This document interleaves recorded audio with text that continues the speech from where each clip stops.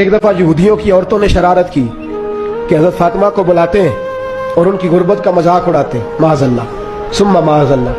کہتی ہیں گھر آئی عورتیں کہنے لگی حضور اپنی بیٹی کو بھیجیے، ہمارے گھر میں شادی ہے، ہم چاہتی ہیں یہ وہاں لوگوں کو تبلیغ کریں، دین کا پیغام دے۔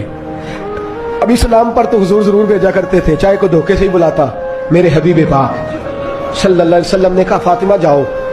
حضرت فاطمہ کہتی ہیں ہاں تو کر لی، پر میرے وجود پہ کپڑے پھٹے ہوئے تھے، کئی جگہ پہ پیوند تھے، اور مجھے پتا تھا یہ عورتیں کس مزاج کی ہیں۔ فرماتی ہیں میں نے نہ، حضور نے کہا تو میری آنکھوں میں 2 قطرے آنسوؤں کے آ گئے۔ میں نے کہا یا اللہ اپنے لیے نہیں، تیرے نبی کے دین کے وقار کے لیے۔ یا اللہ یہ عورتیں یہ بڑے برے خیالات اور نظریات کی ہیں، یہ مذاق اڑائیں گی دین اسلام کا، مہربانی فرما، نظر کرم فرما۔